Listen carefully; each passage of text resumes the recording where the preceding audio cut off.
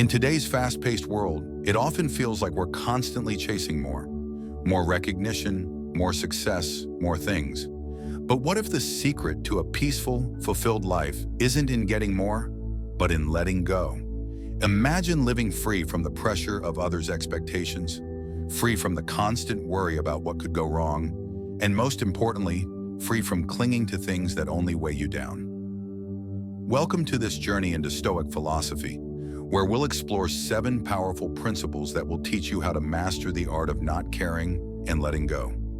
Stoicism, practiced by ancient philosophers like Marcus Aurelius and Epictetus, holds the key to not just surviving, but thriving in a world full of distractions and demands.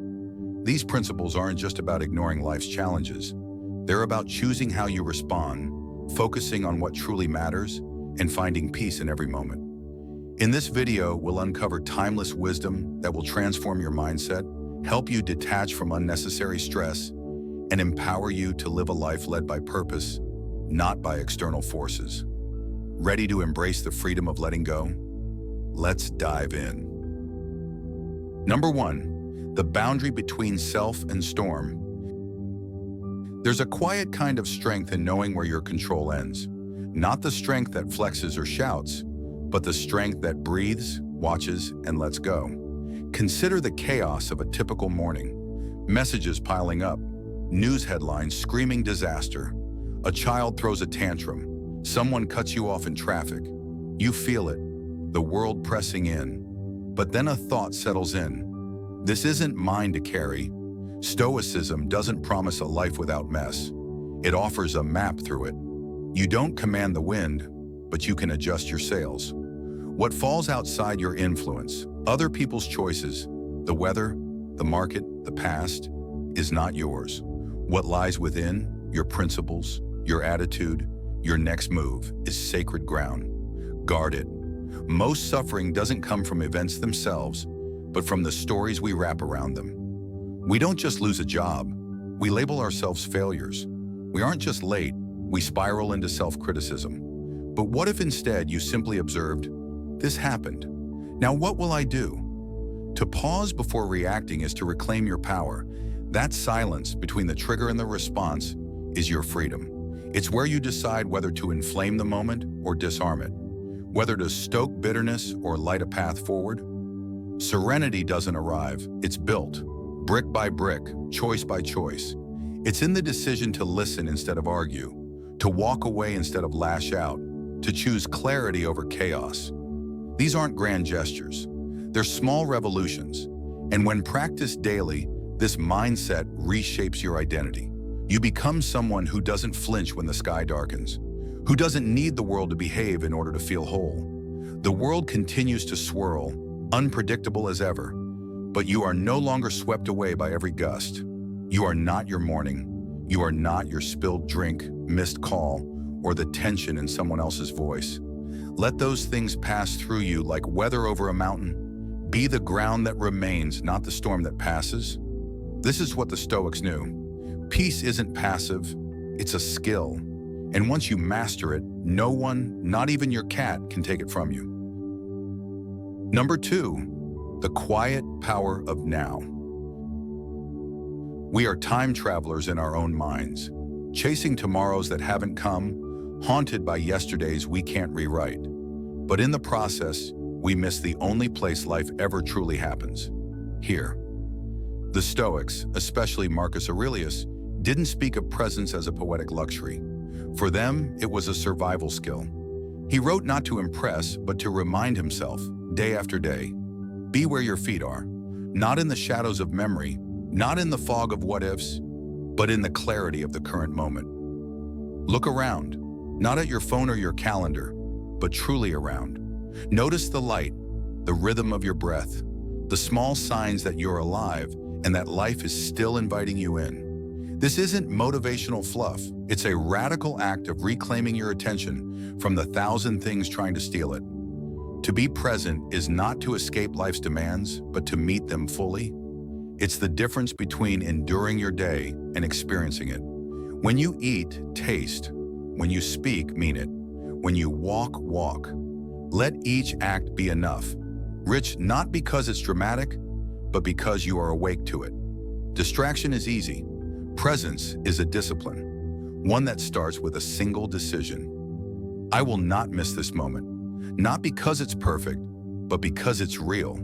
And in that decision, something changes. The world slows. The mind softens. Suddenly, you're not just surviving your life. You're inhabiting it, deeply, deliberately. This is what the Stoics knew. Peace isn't found in distant plans or past regrets, but in fully showing up for this breath, this step, this instant. Number 3, accept change as nature's course. Imagine standing on a familiar street corner, one you've walked 100 times. The buildings are the same. The air smells of the usual bakery 2 doors down, and yet something feels off. The shop you used to visit has closed. A new name is going up in its place. You hesitate. For a moment, it feels like something has been taken from you. Change never asks for permission. It simply arrives, sometimes subtly, sometimes all at once. We welcome some of it, a new job, a growing friendship, the start of something exciting. But when change comes with loss, discomfort, or uncertainty, we resist. We fight for what was, hoping to stall what is. But nature doesn't resist its own rhythm. Trees don't beg for spring to last. Rivers don't mourn the bends in their path. The Stoics understood this deeply. As Epictetus taught, it's not the event itself that harms us. It's our refusal to accept it. Clinging to what's slipping away only creates suffering. Accepting change doesn't mean liking it. It means recognizing that life moves, and we must move with it or be dragged behind. Imagine now that same street corner, weeks later. The new shop has opened. People are smiling inside. A small part of you misses what used to be, but another part feels the spark of something new. That's growth. That's resilience. And it happens only when we stop wishing things were different and start meeting them as they are. Even painful change can carry purpose. It can break old patterns, clear space for healthier beginnings, or reveal strength we didn't know we had. But we'll never find that purpose if we stay stuck in what was. We often mistake stability for peace, but real peace comes from flexibility, not control. Life will never freeze for our comfort. It will evolve whether we're ready or not. When we practice flowing with change instead of resisting it, we reduce our suffering and open ourselves to wisdom we can't gain in stillness alone. So ask yourself, what if this moment of uncertainty is a hidden gift? What if the detour you didn't plan is the very thing that sets you on a better path? You don't have to understand the full meaning now. You only have to be willing to keep walking, open, alert, and trusting that life, like nature, always knows how to begin again. Number 4, detach from external validation. Imagine you've just finished a project, a piece of writing, an artwork, or something personal you've put a lot of effort into. You share it with friends or colleagues, eager for their approval. You start to wonder, will they praise it? Will they acknowledge how much work went into it? When their feedback comes, it's not what you expected. Maybe it's minimal or absent, and suddenly you begin to question your own worth. Ask yourself, why does their response impact how I view my own value? Epictetus reminds us with a powerful truth. Man is not worried by real problems so much as by his imagined anxieties about real problems. When we look at the reactions, or lack thereof, to something we share, we often magnify those reactions into something bigger than they are. Ask yourself, does your self-worth truly change based on how a post performs or a comment you receive? The answer is no. Yet we continue to let these fleeting, digital exchanges dictate our emotions and perceptions. True self-worth, the Stoics taught us, is not rooted in the external. It's within us. It's found in our values, our actions, and our integrity, things that cannot be measured by the number of likes or shares we get. When we allow the opinions of others to influence our happiness, we're giving away control over our own peace. Ask yourself, how much power am I giving to people who don't truly know me? Their opinions may be based on anything, from their own moods to fleeting trends, factors that have nothing to do with who you are. When you focus on cultivating internal validation, you free yourself from the emotional roller coaster of seeking approval. you become immune to the highs and lows that come from public opinion. The next time you find yourself disappointed by a lack of digital recognition, pause and reflect. Do likes make my ideas or creativity less valuable? The truth is, external opinions are often arbitrary, and they shouldn't have the power to define your worth. You are the only one who gets to do that. The Stoics challenge us to build a strong foundation of self-respect that cannot be shaken by others. They encourage us to become our own judge and jury, measuring our success not by the applause we get, but by how closely we live to our own principles. Ask yourself, am I proud of how I've lived today? When you begin to live for yourself, not for the approval of others, you'll find a profound sense of freedom, a calm resilience that shields you from the ever-changing tides of public opinion, leaving you secure in your own self-worth. Number 5, embrace the natural flow of life. Loss is one of the most universal experiences that all of us will face at some point in our lives. Whether it's the passing of someone dear, the fading of a cherished memory, or the physical wear of an object you once held close, the pain of losing something or someone is profound. It can feel like everything you know is slipping away. Yet Marcus Aurelius reminds us of a powerful truth. Loss is nothing else. In the grand ecosystem of existence, everything moves in cycles. Imagine life as a series of seasons. There are times when things are flourishing, and there are times when things wither and change. But each season, whether one of growth or one of decline, is part of a larger, inevitable process. Just as nature goes through cycles of death and rebirth, so do we. The difficulties and losses we experience are not random. They are part of our own personal growth, an essential part of life's rhythm. Ask yourself, how would life feel if we could embrace the full spectrum of experiences, instead of only longing for the comfortable, the stable, and the predictable? Challenges are often seen as obstacles to happiness, but in reality, they are opportunities for growth. Consider the strength that's gained from lifting weights or the endurance developed from running miles. Just as our bodies grow stronger through resistance, so too does our character evolve through adversity. Life's struggles are its way of strengthening us, teaching us resilience, patience, and wisdom. Ask yourself, how would I change if I saw every hardship as a chance to develop more strength? However, when we encounter hardship, our immediate instinct is often to feel victimized or ask, why is this happening to me? Stoicism, though, urges us to turn that question on its head and ask, what can I learn from this?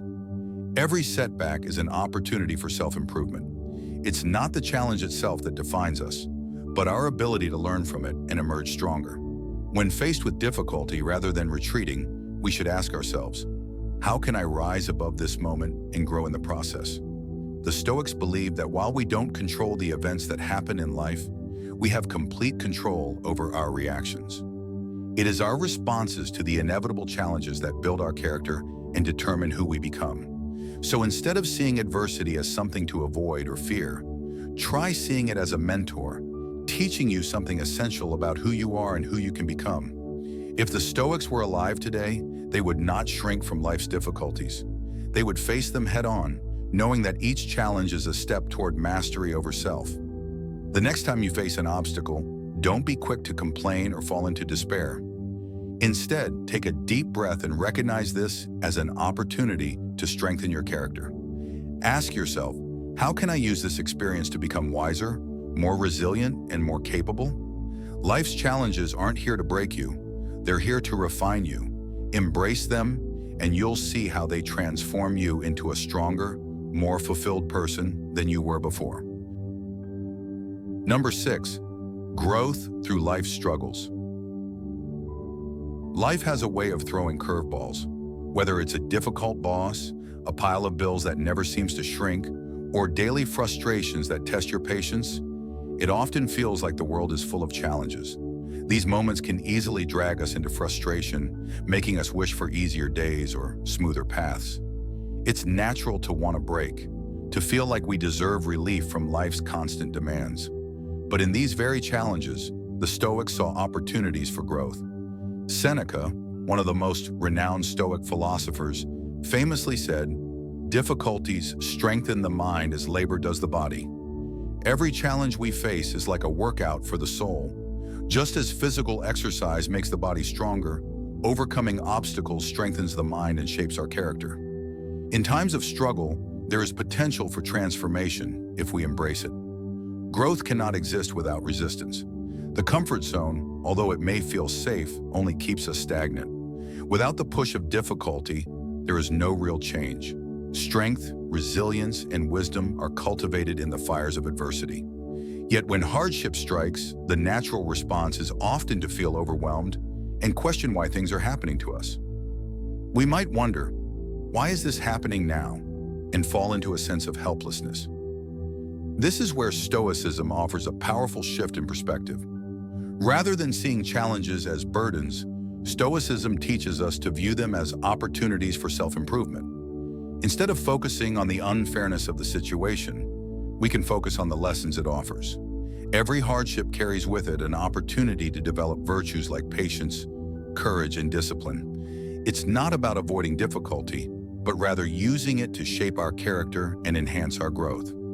The Stoics remind us that we can't control what life throws our way, but we always have control over how we respond. It's in our responses that our character is forged. By approaching adversity with the mindset of someone who sees challenges as an opportunity for growth, we free ourselves from the emotional chaos that comes with resistance. Imagine facing hardships with the belief that every obstacle can lead to personal evolution. Rather than dreading difficulties, we can start seeing them as stepping stones. The Stoics didn't fear obstacles, they embraced them. They recognized that enduring hardships leads to a deeper mastery over the self, a greater understanding of what we are capable of, and a stronger foundation for living a purposeful life. They didn't see adversity as something to be avoided, but as something that would ultimately shape them into wiser, more resilient individuals. The next time you encounter a setback, take a moment to pause before reacting. Rather than succumb to frustration or despair, approach it with curiosity and determination. Look for the ways this challenge can help you grow. What strength or wisdom can you gain from it? By viewing adversity as a means of strengthening your resolve and character, you transform the way you experience the world. Even in the most difficult circumstances, adversity doesn't have to be an enemy. Instead, it can be the force that refines and shapes us. It doesn't break us, it builds us. Through each challenge, we are offered the chance to become a stronger, more capable version of ourselves. And in embracing these moments of difficulty, we ultimately grow not just as individuals, but as people who are better equipped to handle whatever life throws our way. Challenges also open us up to deeper connections with others. Having faced our own struggles, we are more empathetic toward those experiencing their own hardships. We gain a sense of solidarity, knowing that we're all in this together. By growing through our own struggles, we contribute to a stronger, more compassionate community where growth is shared, not just individual. Adversity is the furnace in which the best version of ourselves is forged. It is not something to avoid, but something to embrace. Through adversity, we learn who we truly are and what we are truly capable of. Number 7, cultivate inner riches. In a world obsessed with material wealth, it's easy to get caught up in the idea that success and happiness are determined by what you own or the status you achieve. The latest car, the designer clothes, the big house, society bombards us with these markers of success. But true richness, the kind that lasts, is found not in possessions, but in the cultivation of the mind and spirit. The Stoics, particularly Epictetus, often reminded us that wealth is not something external, but something internal. Wealth consists not in having great possessions, but in having few wants, he said. The idea is simple yet profound. The more we can minimize our dependence on material things, the more freedom we gain. When we rely less on external sources for our happiness, we become less vulnerable to the fluctuations of fortune. Think about it. When your happiness depends on the number of things you own, you're at the mercy of external circumstances. A downturn in the economy, a sudden change in your job, or an unexpected event can shake your sense of security. But when you turn inward and cultivate rich, meaningful experiences and values, you're less dependent on what's outside you and more rooted in what's inside. True wealth comes from the ability to find contentment in the present moment, regardless of what you have or don't have. It comes from living in alignment with your values, treating others with kindness, and nurturing your inner peace. This doesn't mean you shouldn't strive for success or work hard. It means that your sense of fulfillment shouldn't hinge on anything that is fleeting or outside your control. One of the greatest benefits of cultivating inner riches is that no one can take them from you. Unlike material possessions, which can be lost or stolen, the wealth of the mind and soul is yours to keep. It's built on a foundation of self-awareness, gratitude, and a commitment to personal growth. When you develop these inner qualities, you unlock a wealth that remains constant, regardless of what happens around you. Moreover, this inner wealth opens up a world of true freedom. You no longer need to chase after every new possession or societal approval. Instead, you can focus on what truly matters: your relationships, your well-being, and the pursuit of knowledge and personal development. This is a life where peace, not possessions, defines your sense of richness. As you continue on this journey, you'll begin to notice that the more you cultivate your inner world, the less concerned you become with the outer world. This doesn't mean you stop enjoying life or pursuing goals. Rather, you start to realize that the greatest treasures are already within you, waiting to be discovered and nurtured. This is the kind of wealth that never fades. It only grows with time. Ultimately, when you shift your focus from external achievements to internal growth, you find a lasting kind of satisfaction. You stop measuring your life by what you have and start measuring it by who you are. And in this shift, you'll discover that you're already richer than you ever imagined. And that's a wrap on our journey through Stoic principles to master the art of not caring and letting go. By embracing these teachings, you'll discover how to live with greater peace, purpose, and resilience, free from the weight of external pressures. Remember, true freedom lies in controlling how we react, not in controlling everything around us. If you found this video helpful, don't forget to like, subscribe, and hit the bell for more Stoic wisdom. Share your thoughts in the comments. How do you plan to apply these principles to your life? See you next time.